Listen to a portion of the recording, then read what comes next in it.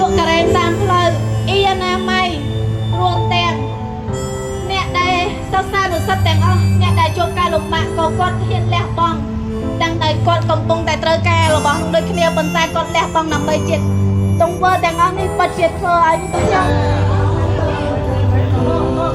ស្រីអរគុណលោកណាហើយក៏សាជាស្រ័យមិនថាតែជានិយម